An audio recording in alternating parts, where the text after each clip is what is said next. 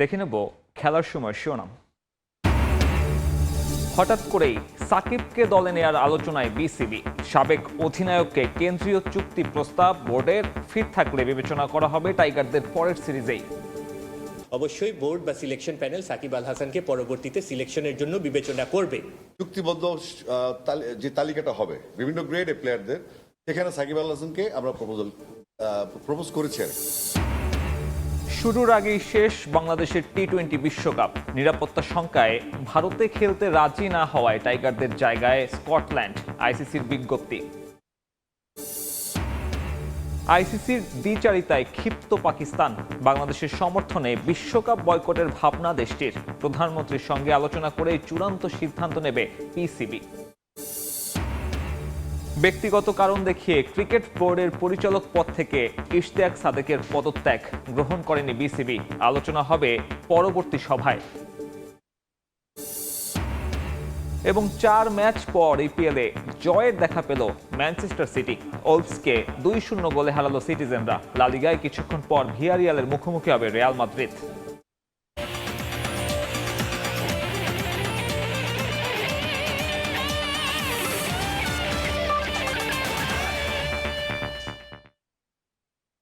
সাকিব আল হাসানকে আবারও জাতীয় দলে ফেরানোর সিদ্ধান্ত নিয়েছে বিসিবি। ফিটনেস পারফরমেন্স ঠিক থাকলে আসন্ন হোম অ্যান্ড অ্যাওয়ে সিরিজে নির্বাচকদের বিবেচনায় থাকবেন মিস্টার 75। এমনটাই জানিয়েছেন মিডিয়া কমিটির চেয়ারম্যান আমজাদ হোসেন। দেশের মাটি থেকে সাকিবের অবসর নেয়ার ইচ্ছের প্রাধান্য দিয়েছে বোর্ড। তবে পরবর্তী জাতীয় সরকার পরিস্থিতি বিবেচনায় যদি কোনো নির্দেশনা দেয়, সেটা মানতে বাধ্য থাকবে বাংলাদেশ ক্রিকেট বোর্ড। বিতর্ক যখন তুঙ্গে, তখন আবারও ত্রাতা হিসেবে আবির্ভূত হলেন সাকিব আল হাসান। বিসিবিকে খাতের কিনারা থেকে তুলতেই হয়তো আবারও দেশসেরা তারকার দ্বারস্থ হল বিসিবি। অপেক্ষার প্রহর শেষ। জাতীয় দলের জার্সিতে আবারও বিবেচিত হবেন এই অলরাউন্ডার। বোর্ড সর্বসম্মতিক্রমে সিদ্ধান্ত গ্রহণ করেছে যে যদি বেসড অন সাকিব আল হাসানের অ্যাভেলেবিলিটি, ফিটনেস এবং এক্সেসিবিলিটি প্লাস হচ্ছে যেখানে খেলা হবে ভেন্যুতে ওখানে যদি প্রেজেন্ট থাকার মতো ক্যাপাসিটি থাকে, অবশ্যই বোর্ড বা সিলেকশন প্যানেল সাকিব আল হাসানকে পরবর্তীতে সিলেকশনের জন্য বিবেচনা করবে। যদিও বাধা আছে তার রাজনৈতিক পরিচয়। আগের বোর্ড না পারলেও এবার আশাবাদী বিসিবি। মামলার বিষয়গুলো দেখতে এরই মধ্যে অন্তর্বর্তী সরকারকে জানিয়ে রেখেছে আমিনুল ইসলামের বোর্ড। সাকিবকে রাখা হবে কেন্দ্রীয় চুক্তিতেও। সাকিব আল হাসান ইন্টারেস্টেড এবং সাকিব আল হাসানের কথা হয়েছে আমাদের, এবং সে খেলতে চায়। আর আমাদের তরফ থেকে যেটা হচ্ছে, সাকিব আল হাসান যদি খেলে, আমাদের বোর্ড ফিটনেস বা সিলেক্ট যে সমস্ত আনুষঙ্গিক ব্যাপারগুলো থাকে, সেগুলো সাকিব কতটুকু ফিট বা তার ট্রেনিং বা তার স্কিল বা সিলেকশন কমিটিতে আসবে কিনা একটা ইস্যু। আর আমরা গভর্নমেন্টকে অলরেডি আমাদের প্রেসিডেন্টকে বলা হয়েছে এই বিষয়টা সরকারের সাথে যোগাযোগ করার ব্যাপারে। তার ব্যক্তিগত যে ইস্যুগুলো আছে তার নিজস্ব, সেগুলো যদি সরকার অ্যালাউ করে বা সরকার কিভাবে ফেস করবে সেটা সরকারের বিষয়। এতদিন কি ছিল জানি না, আজকে মিটিং এ কি সিদ্ধান্ত হয়েছে সেটা আমি জানাচ্ছি, বিকজ আই এম নট বাপি। উত্তপ্ত প্রেস কনফারেন্সে ভুগতে হয়েছে বিসিবি পরিচালকদের। কথা ওঠে মাশরাফিকে নিয়েও। সাবেক এই টাইগার অধিনায়ক দেশে থাকতে পারলে সাকিব কেন নয়, এমন প্রশ্ন নীতি নির্ধারকদের। 3রা আগস্ট তামিম ইকবালের গণভবনে যাওয়া নিয়েও খোঁচা দেন আসিফ আকবর। আপনাদের সামনে 2-3টা উদাহরণ আছে বাংলাদেশে। একজন মাশরাফি মুর্তজা, সে বাংলাদেশে অবস্থান করছে, এবং 3 আগস্টের পর আমাদের আরেকজন ক্রিকেটার, সেও বাংলাদেশে অবস্থান করছে। তো আমার মনে হয় ওই দুজনে থাকতে পারে, তাহলে সাকিব আল থাকতে পারে। তবে সাকিব ইস্যুতে চাপা পড়ে গেছে টি-20 বিশ্বকাপ। আইসিসির সিদ্ধান্ত মেনে নিয়েছে বিসিবি। তার পরিপ্রেক্ষিতে আপিল না করার সিদ্ধান্ত। আপাতত নিজেদের দ্বিপাক্ষিক সিরিজ নিয়েই ব্যস্ত থাকতে চায় ক্রিকেট বোর্ড। সাব্বির মিথুন, সময় সংবাদ। অবসান হলো সব জল্পনা কল্পনার। টি-20 বিশ্বকাপে বাংলাদেশের জায়গায় স্কটল্যান্ডকে অন্তর্ভুক্ত করেছে আইসিসি। এক আনুষ্ঠানিক বিজ্ঞপ্তিতে আজ ক্রিকেটের সর্বোচ্চ নিয়ন্ত্রক সংস্থা এমনটাই জানায়। বিবৃতিতে বলা হয়, টুর্নামেন্ট কাছে চলে আসায় বিসিবির এমন অনুরোধ পূরণ করা বাস্তবসম্মত নয় বলে এমন কঠিন সিদ্ধান্ত তাদের নিতে বাধ্য হয়েছে। এর ফলে 1999 সালের পর এই প্রথম কোনো আইসিসি ইভেন্টে থাকবে না বাংলাদেশ। খবরটা কিছুটা প্রত্যাশিতই ছিল। অপেক্ষা ছিল আনুষ্ঠানিকতার। অবশ্য ভারত ভিত্তিক ক্রিকেট ওয়েবসাইটগুলো বেশ আগেই জানিয়ে দিয়েছিল বাংলাদেশের অনুরোধ রাখছে না আইসিসি। লিটন মুস্তাফিজদের জায়গায় বিশ্বকাপে খেলবে স্কটল্যান্ড। অবশেষে সেই ধারণাই সত্যি হয়েছে। আন্তর্জাতিক ক্রিকেট কাউন্সিল এক সংবাদ বিজ্ঞপ্তিতে জানিয়ে দিয়েছে এবছরের টি-20 বিশ্বকাপে খেলা হচ্ছে না বাংলাদেশের। বাংলাদেশ ক্রিকেট বোর্ড সূচি অনুযায়ী ভারতে খেলতে অস্বীকৃতি জানানোয় তাদের পরিবর্তে স্কটল্যান্ডকে নেয়ার কথা জানায় আইসিসি। আসন্ন টি-20 বিশ্বকাপের মূল পর্বে জায়গা করতে না পারা দলগুলোর মধ্যে র্যাঙ্কিংয়ে সবার উপরে স্কটিশরা। বর্তমানে আইসিসি র্যাঙ্কিংয়ে দলটি আছে 14তম স্থানে। যদিও সরাসরি টুর্নামেন্টে অংশ নিতে যাওয়া বেশ কিছু দলের চেয়েও এগিয়ে আছে স্কটিশরা। গেল টি-20 বিশ্বকাপে অংশ নিয়ে গ্রুপ পর্বে 2 জয় তুলে নিয়েছিল স্কটল্যান্ড। বাংলাদেশের আবেদনের প্রেক্ষিতে আইসিসি বলেছে ভারতের মাটিতে বাংলাদেশ দলের জন্য কোনো বিশ্বাসযোগ্য বা যাচাইযোগ্য নিরাপত্তা হুমকি নেই, যার কারণে বিসিবির শ্রীলঙ্কায় ম্যাচ আয়োজনের অনুরোধ প্রত্যাখ্যান করা হয়েছে। আইসিসির বিবৃতিতে বলা হয়েছে টুর্নামেন্ট কাছে চলে আসায় বিসিবির অনুরোধ পূরণ করা বাস্তবসম্মত নয় বলেই এই কঠিন সিদ্ধান্ত নিতে তারা বাধ্য হয়েছে। বিসিবির পক্ষ থেকে ভারতে বাংলাদেশের খেলোয়াড়, কর্মকর্তা ও সমর্থকদের নিরাপত্তা নিয়ে উদ্বেগ প্রকাশ করার পর সেটি নিয়ে 3 সপ্তাহের বেশি সময় ধরে আইসিসি স্বচ্ছ গঠনমূলক একাধিক আলোচনার মাধ্যমে বিসিবির সঙ্গে সম্পৃক্ত ছিল বলে উল্লেখ করা হয় সংবাদ বিজ্ঞপ্তিতে। এর আগে গেল 4 জানুয়ারি আইসিসির কাছে বাংলাদেশের ম্যাচ ভারত থেকে শ্রীলঙ্কায় স্থানান্তরের অনুরোধ করে বিসিবি। এরপর হয় আইসিসির ভার্চুয়াল বোর্ড সভাও। এরপর গেল বুধবার আইসিসি বিসিবিকে জানিয়ে দেয় ভারতে বিশ্বকাপ খেলতে হবে বাংলাদেশ দলকে। সিদ্ধান্ত নিতে বেঁধে দেয় 24 ঘন্টা সময়। এরপর সরকারের সঙ্গে আলোচনা করে বিসিবি আসন্ন বিশ্বকাপে অংশ না নেওয়ার সিদ্ধান্ত নেয়। সাজিদ মুস্তাহিদ, সময় সংবাদ। দেশের ক্রিকেটের যখন এই টালমাটাল অবস্থা, তখন নানান সব ইস্যুতে কথা বলতে স্টুডিওতে যুক্ত হয়েছেন সহকর্মী সাজিদ মুস্তাহিদ। সাজিদ, বড় দুটি খবর দিয়ে আজকে আমাদের বুলেটিনটা শুরু হলো। প্রথমটা একেবারেই অপ্রত্যাশিত, যদি বলতেন যে এই টালমাটাল পরিস্থিতিতে হঠাৎ করে সাকিব আল হাসান কেন শিরোনামে আসলেন? এটা আসলে যদিও আমরা দেখেছি যে প্রেস কনফারেন্সে বলেছেন যে প্রায় 15-20 দিন আগে থেকে তারা আলোচনা করছেন, বাট আমার মনে হয় বা সবাই এটাই ধারণা করবে যে হুট করে সাকিব আল হাসানকে নিয়ে আসার বা তাকে প্রাসঙ্গিক করার কারণটা হচ্ছে ড্যামেজ কন্ট্রোল। কারণ আপনি যদি দেখেন বাংলাদেশ দল for the very first time 1999 সালে প্রথম ওয়ার্ল্ড কাপ খেলেছে, এরপর 2026 27 বছর আইসিসির অলমোস্ট সব বিশ্বকাপে খেলেছে। চ্যাম্পিয়ন্স ট্রফি মাঝে মাঝে মিস হয়েছে, কিন্তু বিশ্বকাপগুলোতে কিন্তু বাংলাদেশ ছিল এবং টি-20 ওয়ার্ল্ড কাপেরও সবগুলো বিশ্বকাপে কিন্তু বাংলাদেশ খেলেছে। মজার বিষয় হলো সাকিব আল হাসানও কিন্তু 2007 থেকে সবগুলো টি-20 বিশ্বকাপ খেলেছেন।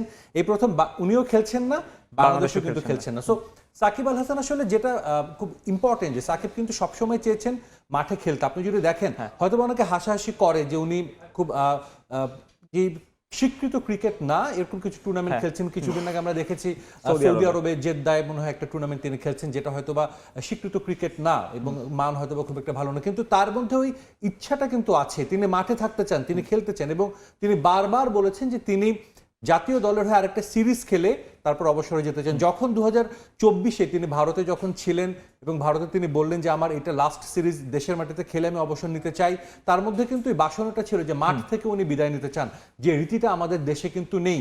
আমরা জানি মাশরাফি বিন মুর্তজা তার হয়তো বা ওয়ান ডের শেষ ম্যাচটা মাঠ থেকে বিদায় নিয়েছিলেন, সেটা ছিল তার অধিনায়কত্বের শেষ। তিনি কিন্তু অবসর নেননি। একইভাবে আমরা দেখেছি মাহমুদুল্লাহ রিয়াদ, তিনি অবসর নিয়েছেন, কিন্তু সেটা কিন্তু মাঠ থেকে মানে খেলা শেষের পর তিনি জানিয়েছেন। মুশফিকুর রহিম এখন টিকে আছেন এবং শুধুমাত্র তামিম ইকবালও কিন্তু সেম। সো তিনি চেয়েছেন মাঠ থেকে বিদায় নিতে এবং তিনি খেলছেন, ভালো পারফর্ম করছেন। আপনি যদি দেখেন লাস্ট আইএল টি-20-তে খেলেছেন, প্রায় সবগুলো ম্যাচই কিন্তু তিনি খেলেছিলেন, দলকে বেশ ভালো একটা পর্যায়ে নিয়ে গিয়েছিলেন। তার ব্যাটিংটাতে একটু সমস্যা হচ্ছিল, যেহেতু তার আইসাইটে একটা সমস্যা রয়েছে, সেটা অনেকটা কাটিয়ে উঠেছে। তার শেষ 2 ম্যাচে ব্যাটিং দেখে মনে হয়েছে। তো তিনি ফিটনেস নিয়ে কতটা সচেতন সেটা আমরা জানি। 2019 ওয়ার্ল্ড কাপের আগে ফিটনেসে কতটা জোর দিয়েছিলেন। আবারও যদি তিনি চান, অবশ্যই তিনি সেই ফিটনেসটা মানে ফিট হয়ে কিন্তু তিনি জাতীয় দলে ফিরতে পারবেন। আপনি বলছিলেন যে সাকিব আল হাসান একটা সিরিজ চাইছেন যেখানে সে ফেয়ারওয়েলটা নিবে, কিন্তু বিসিবি তো তাকে সেন্ট্রাল কন্ট্রাক্টে অন্তর্ভুক্ত করতে চাচ্ছে, এমনটা কেন? এটা যেটাই বললাম যে দেখেন, আপনি হুট করে একজন ক্রিকেটারকে তো যে জাতীয় দলে গত 1.5 বছর খেলেনি তাকে ব্যাক করানোটা হয়তো বা অনেক ধরনের কথা বলবে। সো এটাও হতে পারে এটা আসলে বিসিবি যারা আজকে যেটা বললেন যে একজন পরিচালকের মস্তিষ্ক প্রসূত এই আইডিয়াটা, তিনি আসলে ভালো বলতে পারবেন এবং পরে যেহেতু বোর্ড অফ ডিরেক্টরসের মিটিং আলোচনা হচ্ছে তারাই ভালো বলতে পারবেন সাকিবকে নিয়ে আসলে তাদের প্ল্যানিংটা কি। এবছর অনেকগুলো ম্যাচ রয়েছে কিন্তু বাংলাদেশের, এবং হোম এবং অ্যাওয়েতে আমি যদি ধরি ওয়ার্ল্ড কাপ ছাড়াও কিন্তু অনেকগুলো ম্যাচ রয়েছে। সো যদি সাকিবকে অ্যাভেলেবল পাওয়া যায় অবশ্যই এটা বাংলাদেশ ক্রিকেট দলের জন্য খুবই একটা অ্যাডভান্টেজ হবে আমি মনে করি।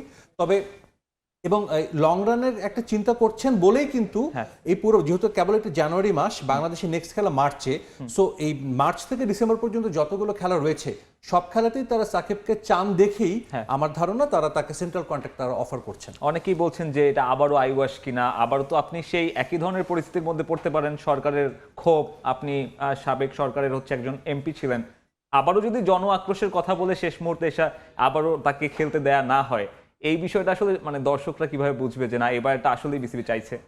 এটা বলা কঠিন। আপনি যদি দেখেন গতবার আমরা দেখেছিলাম গত 2024-এ যখন সাউথ আফ্রিকার সাথে টেস্ট খেলা ছিল, সবকিছু রেডি, উনি ইউএসএ থেকে চলে এসেছিলেন, দুবাই পর্যন্ত ফ্লাইটের টিকিট করা শেষ, ফ্লাইটে পরদিন উঠবেন এমন সময় তাকে নিষেধ করা হয়েছিল। পরবর্তীতেও যে এমনটা হবে না সেটা কিন্তু কোনো গ্যারান্টি নেই, কারণ আমরা জানি যে সাকিব আল হাসানের এগেন্সে কিছু মামলা হয়েছে এবং তিনি কিন্তু আজকে বলেছেন আসিফ আকবর যে সেই বিষয়টা বিসিবি প্রেসিডেন্ট সরকারের সঙ্গে ডিল করছেন।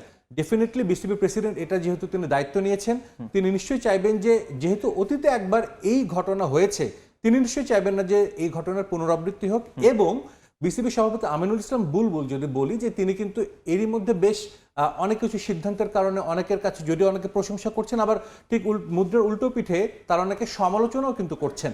সো তার গায়ে আরেকটা দাগ লাগাতে নিশ্চয়ই আমিনুল ইসলাম বুলবুল চাইবেন না, যেহেতু তিনি বলেছেন সাকিবকে ব্যাক করাতে চান, তিনি একজন এক্স ক্যাপ্টেন। এবং আজকে আমরা দেখেছি আসিফ আকবর অন্তত 5 মিনিট শুধু সাকিবের প্রশংসাই করেছেন। 45 মিনিটের প্রেস কনফারেন্স ছিল, এর মধ্যে মিনিট 5 তিনি সাকিবের প্রশংসা করেছেন। সো তাদের মধ্যেও সেই ইচ্ছাটা, সেই আগ্রহটা আছে। সো হোপফুলি প্রত্যাশা এটাই থাকবে, হয়তো বা সেই আগের মতো সেই ইনসিডেন্ট আবার হবে না। এবং বাংলাদেশের পরবর্তী যে সিরিজটা, হোম সিরিজ পাকিস্তানের এগেইনস্টে, তার আগে তো জাতীয় নির্বাচন, অর্থাৎ একটা নির্বাচিত সরকার পাওয়া যাবে। সেটাও কি সাকিবের জন্য কিছুটা ইতিবাচক কিনা, যে অন্তর্বর্তী সরকার চলে গেলে সাকিব আল হাসানের বিষয়টা কিছুটা হলেও ইজিয়ার হয়ে যাবে? হয়তো সেটা আসলে খুব টু আর্লি টু আসলে কমেন্ট, কিন্তু আমার ধারণা সাকিব আসলে অনেকেই আমরা দেখেছি, অনেকেই বলেছেন যে সাকিব আল হাসানকে তার অর্জনের জন্য তাকে সবাই কিন্তু শ্রদ্ধা করে, সম্মান করে। তার হয়তোবা রাজনৈতিক মতাদর্শের কারণে আছে তিনি দেশান্তরিত, তিনি দেশের বাইরে, কিন্তু তার ক্রিকেট মাঠে যে অর্জন সেটা অদ্বিতীয়। বাংলাদেশ কিন্তু কারো সেই অর্জন নেই। সো এই কারণে হয়তোবা মানুষের মধ্যে এখনো তাকে ঘিরে কিছুটা হলো সফট কর্নার রয়েছে, যেহেতু তিনি মাঠে পারফর্ম করতেন এবং এই 38 বছর বয়সেও কিন্তু তিনি একদম চ্যাম্পিয়নের মতো পারফর্ম করে যাচ্ছেন। এবং সবশেষ যে ক্রীড়া উপদেষ্টা ছিলেন আসিফ মাহমুদ, তার সঙ্গে সাকিব আল হাসানের একটা ডিরেক্টলি ক্লাশ ছিল।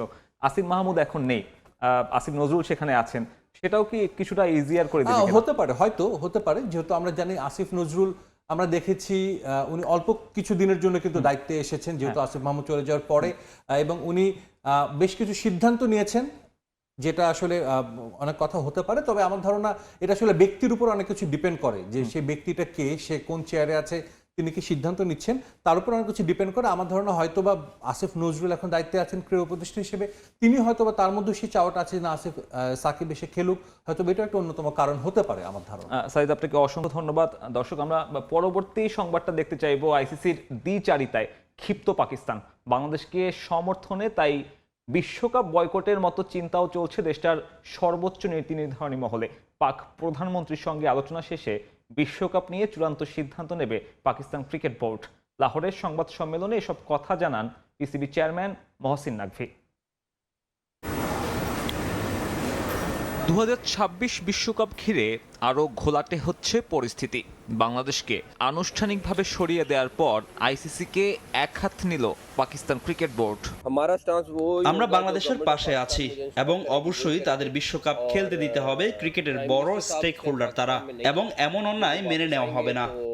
শুধু এক হাত নিল না, দেয়া হলো বিশ্বকাপ বয়কটেরও হুমকি। আইসিসির দ্বিচারিতার কঠোর সমালোচনা করে ভারতকে বাড়তি সুবিধা বন্ধের আহ্বান করলেন পিসিবি চেয়ারম্যান। আমি আইসিসির সভায় বলেছি, বাংলাদেশের সঙ্গে অন্যায় হয়েছে। আপনি দ্বিচারিতা করতে পারেন না, যেখানে একটা দেশকে যা খুশি করতে দিবেন আর অন্য দেশের বেলায় একেবারে উল্টোটা। বিশ্বকাপ শুরুর কয়েকদিন বাকি থাকায় তাই স্বাভাবিকভাবেই প্রশ্ন উঠছে, কবে নাগাদ নিজেদের চূড়ান্ত সিদ্ধান্ত নেবে পাকিস্তান? চূড়ান্ত সিদ্ধান্ত হতে পারে বিশ্বকাপ বয়কটও। তাতে বাংলাদেশের মতো পাকিস্তানকেও সরিয়ে যদি নেওয়া হয় অন্য কোনো দল, তাতেও আপত্তি নেই পাকিস্তানের। বরং বিশ্বকাপ না খেললে বিকল্প পরিকল্পনাও ঠিক করে রেখেছে পিসিবি।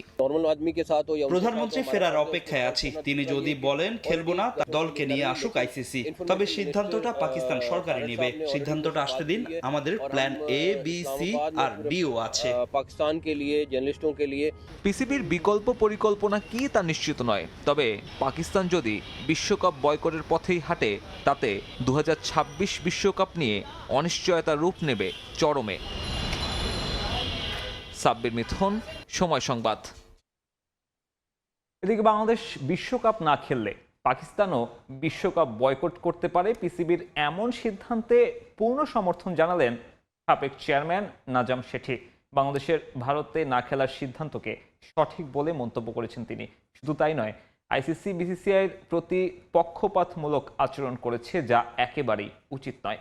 বিসিবির দাবি যৌক্তিক হওয়ার পরও তা সঠিকভাবে আইসিসি বিবেচনা করেনি বলেও মন্তব্য করেন নাজাম। আইসিসির বিরুদ্ধে অবস্থান নেওয়া উচিত বাকি বোর্ডগুলো বলে মত তার।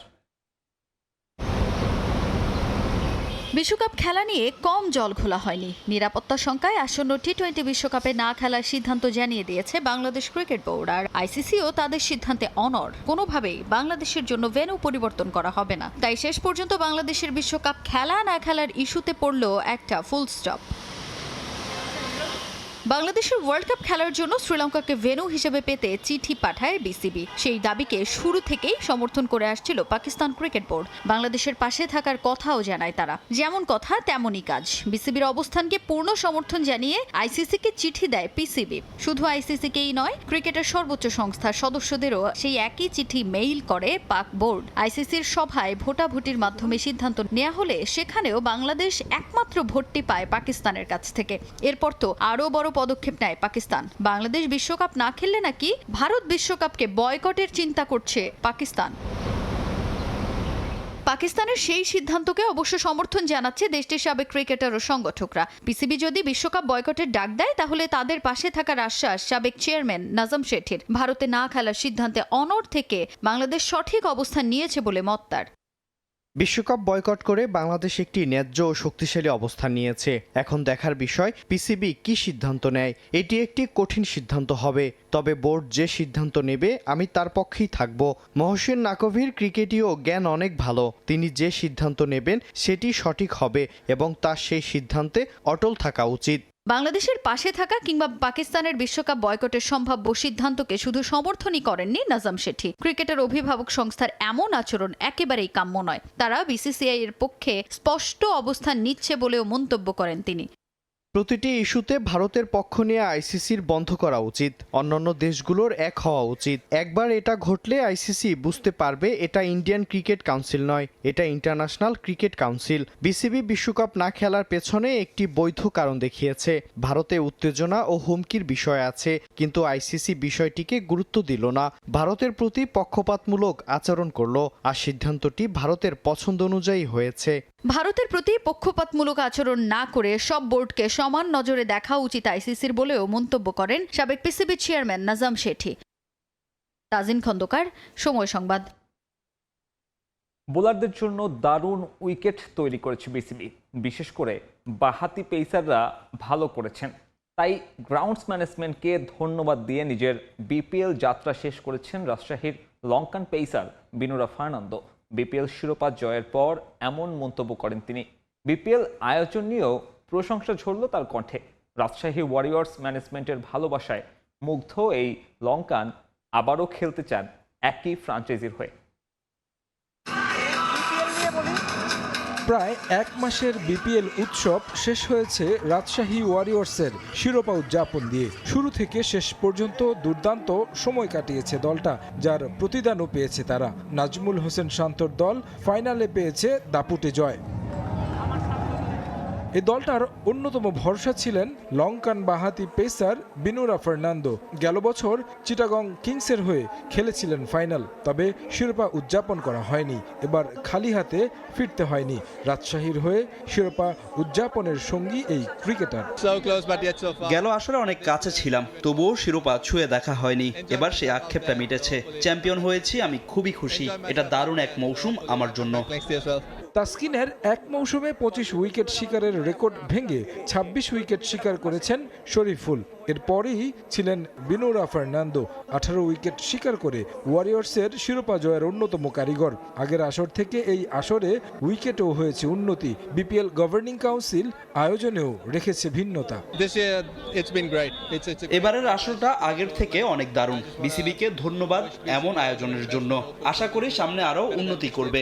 উইকেটের জন্য গ্রাউন্ডস ম্যানেজমেন্টকে ধন্যবাদ জানাতে চাই। তারা বোলারদের জন্য দুর্দান্ত উইকেট বানিয়েছে, বিশেষ করে বাঁহাতি পেসাররা সুবিধা পেয়েছে। এবার সবকিছুই ভালো ছিল।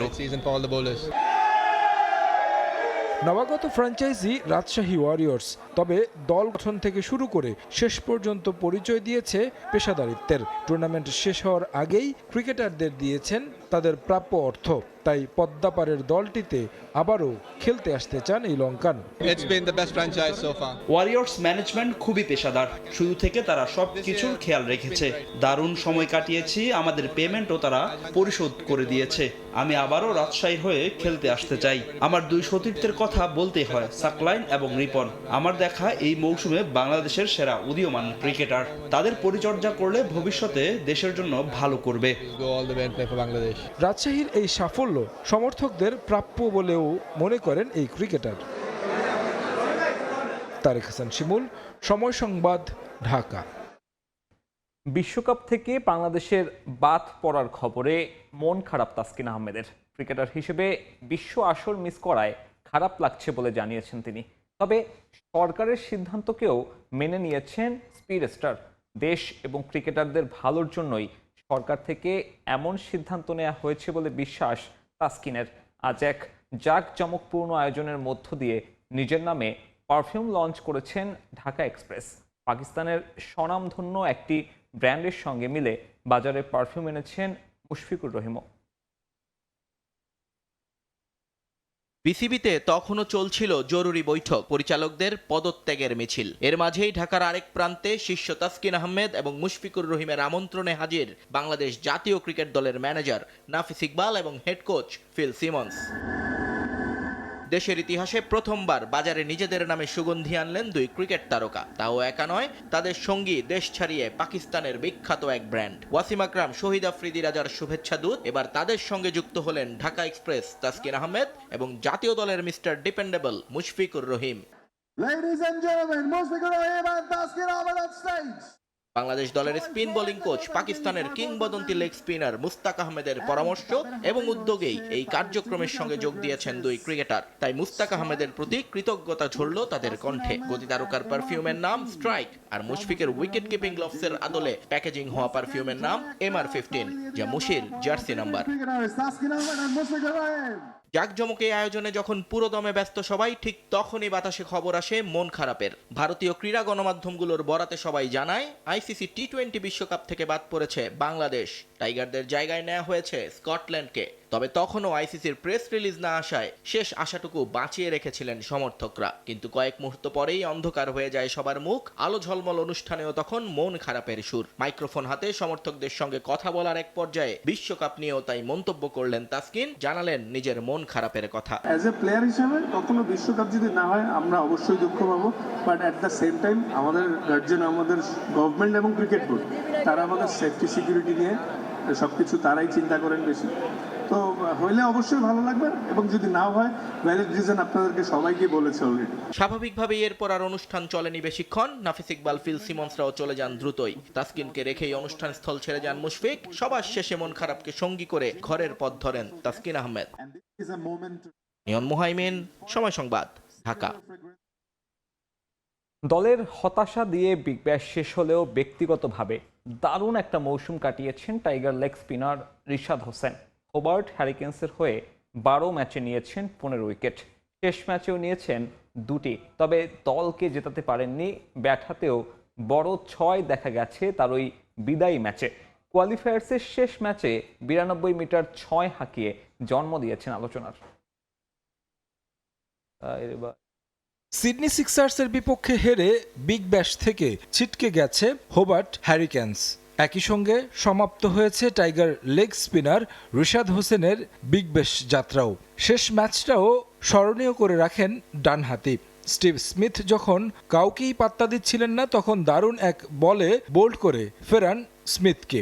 আর ব্যাট হাতে একটা ছক্কা হাঁকিয়েছেন যা ছিল 92 মিটার দৈর্ঘ্য। এ তো ঋষাদের বিগ ব্যাশের শেষের গল্প। বিপিএল না খেলে বিগ ব্যাশকে বেছে নিয়েছিলেন টাইগার স্পিনার। ক্রিকেট বোর্ডও দিয়েছে এনওসি। সময়টা যে তিনি দারুণ কাটিয়েছেন তা বোঝা যায় তার পারফরমেন্সে। গেল বছরও সুযোগ এসেছিল বিগ ব্যাশে খেলার, তবে সেবার এনওসি জটিলতায় যাওয়া হয়নি। তবে এবার আর মিস করেননি, শুরু থেকেই মাতিয়ে রেখেছেন লাল সবুজের প্রতিনিধি। সিডনি থান্ডার্সের বিপক্ষে ম্যাচ দিয়ে সাকিব আল হাসানের পর দ্বিতীয় বাংলাদেশি হিসেবে বিগ ব্যাশে অভিষেক হয় এই তারকার। প্রথম ম্যাচে উইকেট শিকার করতে না পারলেও কিপটে বোলিং করে মন জয় করেন টিম ম্যানেজমেন্টের। এরপর আর পেছনে তাকাতে হয়নি তার। ঋষাদের আগে একমাত্র বাংলাদেশি হিসেবে সাকিব আল হাসান 2 মৌসুমে খেলেছিলেন অস্ট্রেলিয়ার মর্যাদাপূর্ণ ঘরোয়া টুর্নামেন্টে, যেখানে 6 ম্যাচে নিয়েছিলেন 9 উইকেট। তাকে ছাড়িয়ে যেতে খুব বেশি অপেক্ষা করতে হয়নি ঋষাদকে। অ্যাডিলেড স্ট্রাইকার্সের বিপক্ষের ম্যাচে 3 উইকেট শিকার করে ছাড়িয়ে যান সাকিবের 9 উইকেট। শেষ পর্যন্ত এক মৌসুমে 12 ম্যাচ খেলেছেন ঋষাদ, যেখানে উইকেট শিকার করেছেন 15টি, ব্যাট হাতে করেছেন 27 রান। দারুণ মৌসুম কাটিয়ে দেশে ফেরার পালা ঋষাদের। বিশ্বকাপে যাওয়া হচ্ছে না বাংলাদেশের, তবে এই অভিজ্ঞতা দারুণভাবে কাজে লাগবে এই লেগ স্পিনারের। তারেক হাসান শিমুল, সময় সংবাদ। প্রথমবারের মতো আয়োজিত হতে যাচ্ছে সিসিডিএম টি-20 চ্যালেঞ্জ কাপ। বিপিএল ও প্রথম বিভাগ ক্রিকেট খেলতে না পারা খেলোয়াড়দের নিয়ে এমন টুর্নামেন্ট আয়োজন করবে বিসিবি। এই প্রতিযোগিতার মাধ্যমে কিছুটা হলেও ক্রিকেটারদের আর্থিক অসচ্ছলতা লাঘব হবে বলে মন্তব্য করেছেন বিসিবি পরিচালক আহসান ইকবাল। তবে ক্লাবের সঙ্গে বোর্ডের বিরোধের স্থায়ী সমাধান চান ক্রিকেটাররা। বিপিএল এর রেশ কাটতে না কাটতে বিসিবির একাডেমি ভবনের সামনে 8 অধিনায়ক নিয়ে আরও একটা টুর্নামেন্টের ট্রফি উন্মোচন করলেন বিসিবি পরিচালক আহসান ইকবাল। মূলত শীর্ষ ক্লাবগুলোর ক্রিকেট বর্জনে অচল অবস্থা ঢাকার প্রথম বিভাগ ক্রিকেট, আর এই থেকে নিজেদের রুটি রুজি জোগাড় করে থাকে ঘরোয়া ক্রিকেটের সঙ্গে যুক্ত থাকা খেলোয়াড়রা। এদের মধ্যে যে ক্রিকেটাররা বিপিএল ও ক্লাব ক্রিকেটে সুযোগ পাননি তাদের নিয়েই শুরু হতে যাচ্ছে ক্রিকেট বোর্ডের নতুন টুর্নামেন্ট সিসিডিএম টি-20 চ্যালেঞ্জ কাপ। আগামী 27 জানুয়ারি শুরু হবে এই টুর্নামেন্ট, যেখানে অংশ নেবে 8 দল। লিগ পর্ব শেষে শীর্ষ 2 দলই খেলবে ফাইনাল। আর এই টুর্নামেন্ট দিয়ে কিছুটা হলেও আর্থিক অসচ্ছলতা লাঘব হবে ঘরোয়া ক্রিকেটের খেলোয়াড়দের। ওই ঘাটতি তো আর এত শর্ট টাইমে সম্ভব না, কিন্তু এইটা যেটা আমাদের একটা কমিটমেন্ট ছিল ফাইন্যান্সিয়াল সাপোর্টটা দেওয়ার প্লাস খেলায় রাখার, আমরা ওইটাই করার চেষ্টা করছি। পেমেন্টের স্ট্রাকচারটিতে সিসিডিএম ওনারা করতেছে, আমার মনে হয় প্লেয়ার্স উইল বি হ্যাপি। তবে ক্লাবগুলোর সঙ্গে বোর্ডের সমস্যা সমাধানের জন্য এই টুর্নামেন্ট যথেষ্ট নয় বলে মনে করেন ক্রিকেটাররা। খেলোয়াড় ও ক্রিকেটের স্বার্থে দুপক্ষকে এগিয়ে এসে সমাধানের আহ্বান ক্রিকেটারদের। প্রত্যেক বছর দেখবেন আপনারা 700-800 রান করে এক একটা ছেলে, হ্যাঁ 16-17টা ম্যাচ খেলে, সেখানে 4-5টা ম্যাচ খেলে শেষ হয়ে যাচ্ছে। আর দেন এটা তো আসলে ঘাটতি পূরণ করার মতো, বাট তারপরেও যেহেতু একটা টুর্নামেন্ট দিচ্ছে ওনারা, ডেফিনেটলি যদি এটাতে কিছু হইলেও অ্যাটলিস্ট ছেলেরা খেলতে পারবে, যে না কোনো কিছু পাওয়ার না পাওয়ার থেকে অ্যাটলিস্ট কিছু পাওয়া আর কি। অ্যাকচুয়ালি আগামী বছর কিসের বেসিসে আসলে লিগটা খেলবে বা কিভাবে আদৌ আগামী বছর টিম পাবে, এটাতে তারাও নিজেরাও ডাউট ফিল করছে, এবং স্টিল আমরা নিজেরাও ডাউটে আছি, বিকজ এটা কিন্তু একটা টুর্নামেন্ট, সিসিডিএম এর একটা টুর্নামেন্ট জাস্ট। প্রতিটি দলের সঙ্গে যুক্ত থাকবেন 15 জন ক্রিকেটার। এছাড়া থাকবে পূর্ণ কোচিং প্যানেল ও সাপোর্টিং স্টাফ। আর খেলোয়াড়দের গ্রেডিং করা হয়েছে A+ থেকে C ক্যাটাগরিতে। মোট ম্যাচ হবে 29টি। এর মধ্যে টুর্নামেন্টের গ্রাউন্ডসগুলো চূড়ান্ত করেছে বিসিবি। বিকেএসপি, পূর্বাচলের এনসিজি ও ক্রিকেটার্স একাডেমি গ্রাউন্ডে অনুষ্ঠিত হবে ম্যাচগুলো। ফাহিম ইসলাম, সময় সংবাদ, ঢাকা। লা লিগার খবর। ফুটবল ক্লাব বার্সেলোনাকে টপকে পয়েন্ট টেবিলের শীর্ষস্থান দখলে নিতে রাতে মাঠে নামছে রিয়াল মাদ্রিদ। প্রতিপক্ষ ভিয়ারিয়াল। ম্যাচটি শুরু হবে আজ রাত 2টায়। বাজে সময় পেছনে ফেলে ঘুরে দাঁড়াচ্ছে রিয়াল মাদ্রিদ। পয়েন্ট ব্যবধান কমেছে টপার বার্সার সঙ্গেও। 20 ম্যাচে বার্সার ঝুলিতে 49 পয়েন্ট। সমান ম্যাচে মাত্র 1 পয়েন্টে পিছিয়ে টেবিলের 2 নম্বরে লস ব্ল্যাঙ্কো। এই ম্যাচ জিতলেই তারা আবারও দখল করবে শীর্ষস্থান। দলের বেশ কিছু ফুটবলার ইনজুরিতে ভুগলেও তারকাদের প্রায় সবাইকেই পাচ্ছেন আরবেওলা। শুরুর একাদশে এমবাপ্পে, ভিনিসিয়াস, বেলিংহ্যাম ছাড়াও খেলা নিশ্চিত। তাছাড়া ইনজুরি থেকে ফিরে অনুশীলন শুরু করেছেন রদ্রিগো, ব্রাহিম ডায়াস। তবে ভিয়ারিয়ালের মাঠে গিয়ে কাজটা মোটেও সহজ হবে না তাদের জন্য, কারণ প্রতিপক্ষ আছে ছন্দে। 19 ম্যাচে 13 জয় নিয়ে ভিয়ারিয়াল আছে টেবিলের একেবারে 3 নম্বরে। বিরতি শেষে মাঠে ফেরার প্রস্তুতি শুরু করেছে ইন্টার মায়ামি। প্রাক মৌসুম প্রীতি ম্যাচ খেলতে হেরন্স পৌঁছেছে পেরুর রাজধানী লিমায়। এ সময় লিওনেল মেসিকে এক নজর দেখতে প্রচুর ভক্ত সমাগম হয় টিম হোটেলের সামনে। এদিকে আফ্রিকা কাপ অফ নেশনসে জয়ী সাদিও মানে আল নাসরে ফেরার পর তাকে কেক খাইয়ে স্বাগত জানিয়েছেন ক্রিস্টিয়ানো রোনালদো। লিওনেল মেসির ভক্তকুল গোটা বিশ্ব জুড়ে, যেখানেই যান তিনি ভিড় লেগে যায়। বিশ্ব সেরাকে কাছ থেকে এক পলক দেখার ইচ্ছে কার না হয়, আর তাই ইন্টার মায়ামির পেরু আসার খবরে টিম হোটেলের সামনে রীতিমতো জনস্রোত সমর্থকদের। তবে মেসিকে একেবারে কাছ থেকে দেখার স্বপ্ন পূরণ হয়নি তাদের। কড়া নিরাপত্তার জন্য ভক্তদের থাকতে হয়েছে নির্দিষ্ট ব্যারিকেডের মধ্যে। ফুটবলারদের নিয়ে টিম বাস ঢুকে পড়ে একেবারে হোটেল কম্পাউন্ডে, যার ফলে কিছুটা হতাশা নিয়েই ফিরে যান ভক্তরা।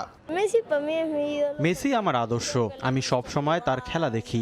আমার রুম আমি মেসির পোস্টার, জার্সি থেকে শুরু করে তার বিভিন্ন জিনিস দিয়ে সাজিয়েছি। আমার কাছে মেসির কম্বল, টি শার্ট, শর্টস সবকিছু আছে। ইতিহাস করে গেল মৌসুমে মেজর লিগ সকার ঘরে তোলে ইন্টার মায়ামি। এরপর লম্বা একটা বিরতি শেষে আবারও মাঠে ফেরার প্রস্তুতি চ্যাম্পিয়নদের। এবার প্রাক মৌসুম তারা শুরু করছে পেরু থেকে, যেখানে স্থানীয় সময় শনিবার মুখোমুখি হবে ক্লাব আলিয়ানজা লিমার। এদিকে প্রাক মৌসুমে বেশ সিরিয়াস ইন্টার মায়ামি। মেসির সঙ্গে লিমায় এসেছেন তারকা ফুটবলারদের প্রায় সবাই। বন্ধু লুইস সুয়ারেজ ছাড়াও আছেন জাতীয় দল সতীর্থ রদ্রিগো ডে পল এবং স্বদেশি তাদেও আয়োন্দে। পাশাপাশি দেখা যেতে পারে মৌসুমের নিউ সাইনিং ফুটবলারদেরও।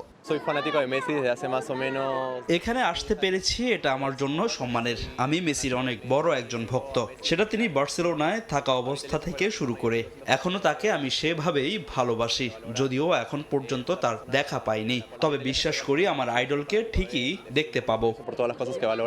নারী ফুটবল লিগে ফরাসগঞ্জকে 1-0 গোলে হারিয়ে শিরোপার পথ সহজ করেছে রাজশাহী স্টার্স এফসি।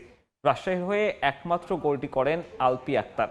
7 ম্যাচে সবকটি ম্যাচ জিতে টেবিলের শীর্ষে এখন ঋতু রূপনারা।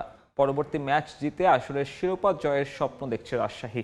এদিকে ম্যাচ হারলেও শিরোপার আশা হারাচ্ছে না ফরাসগঞ্জ। নারী ফুটবল লিগের এবারের আসরে সবচেয়ে high voltage match Rajshahi star FC ও ফরাজগঞ্জের এই ম্যাচটা ছিল জাতীয় দলের তারকাদের দুপক্ষের লড়াই। কাগজে কলমে না হলেও এই ম্যাচটার উপর অনেকটাই নির্ভর করেছিল শিরোপার গতিপথ। তাই কমলাপুর স্টেডিয়ামে এই ম্যাচ নিয়ে বাড়তি সতর্ক ছিলেন দু দলের ফুটবলাররা। ম্যাচের শুরু থেকেই আক্রমণ পাল্টা আক্রমণে জমে ওঠে লড়াই। গোলের জন্য মরিয়া হয়ে খেলতে থাকে দু দলের ফুটবলাররা। প্রথমার্ধে তেমন সুযোগ তৈরি করতে না পারলেও ম্যাচের 39 মিনিটে চমক দেখায় রাজশাহী। ফরাজগঞ্জের গোলরক্ষকের ভুল পাস থেকে গোল করে দলকে লিড এনে দেন আলপি আক্তার। বিরতির পর ঘুরে দাঁড়ানোর চেষ্টা চালায় ফরাজগঞ্জ। বেশ কয়েকটি সুযোগ তৈরি করে পুরান ঢাকার দলটি, যদিও লিড দ্বিগুণ করতে চেষ্টা চালায় ঋতুপর্ণার দলও। তবে শেষ পর্যন্ত আর কোনো দল গোলের দেখা না পাওয়ায় 1-0 গোলে জয় নিয়েই মাঠ ছাড়ে রাজশাহী। এ জয়ে 21 পয়েন্ট নিয়ে টেবিলের শীর্ষে এখন ঋতু রূপনারা। এতে 3 ম্যাচ হাতে রেখেই শিরোপার লড়াইয়ে এগিয়ে থাকলো রাজশাহী। আর তাদের থেকে 1 ম্যাচ বেশি খেলে সমান পয়েন্ট নিয়ে টেবিলের 2-এ বাংলাদেশ সেনাবাহিনী। ম্যাচ হারলেও শিরোপার আশা হারাচ্ছে না ফরাজগঞ্জ। আমাদের টার্গেট ছিল যে আমরা আমাদের সেরাটা দিয়ে খেলবো, তো আমাদের সবাই ভালোভাবে খেলছে, তো চেষ্টা ছিল যে আমরা অনেক ফাইট করব। তো আসলে এটা ভাগ্যের ব্যাপার, অনেক সময় অনেক ভালো প্লেয়ারও কিন্তু অনেক ভালো খেলেও কিন্তু হেরে যায়। তো সেভাবেই আমরা আমাদের এফোর্টটা দিয়ে খেলেছি, তো আসলে আমাদের কপালে ছিল না, তাই আমরা এক গোলে মিস্টেকে গোল খেয়ে ফেলছি। এদিকে পরবর্তী ম্যাচগুলো জিতে শিরোপা জিততে চায় রাজশাহী। টিমটা এক্সপিরিয়েন্স দিক থেকে অনেক এগিয়ে।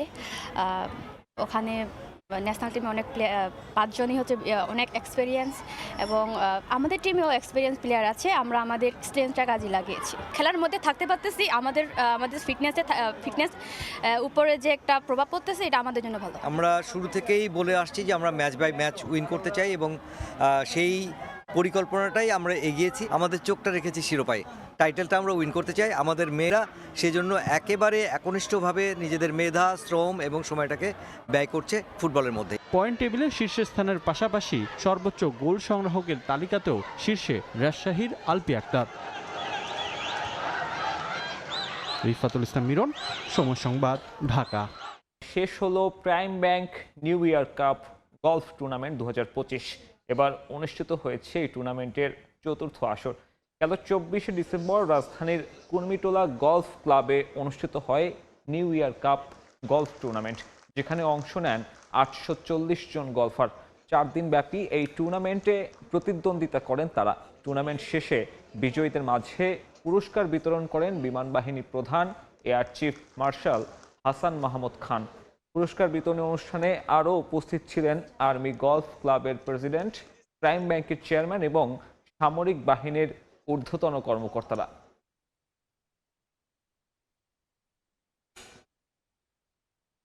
এ পর্যায়ে খেলার সময়ের শীর্ষ সংবাদগুলো জানিয়ে দিচ্ছে আরেকবার।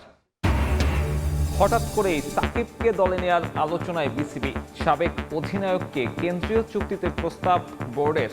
ফিট থাকলে বিবেচনা করা হবে টাইগারদের পরের সিরিজেই। অবশ্যই বোর্ড বা সিলেকশন প্যানেল সাকিব আল হাসানকে পরবর্তীতে সিলেকশনের জন্য বিবেচনা করবে।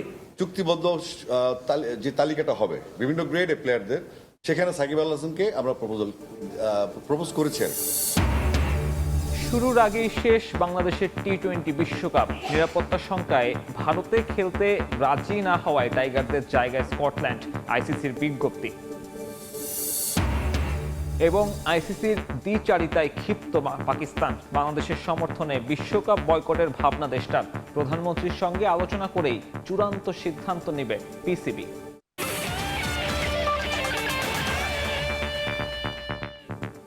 এই ছিল খেলার সময়। প্রবাসের সময় সঙ্গে থাকবেন সহকর্মী আইরিন আয়াত। ধন্যবাদ মিথুন আপনাকে। প্রবাসের সময় নিয়ে ফিরছি কিছুক্ষণ পর, সঙ্গে থাকুন সময়ের।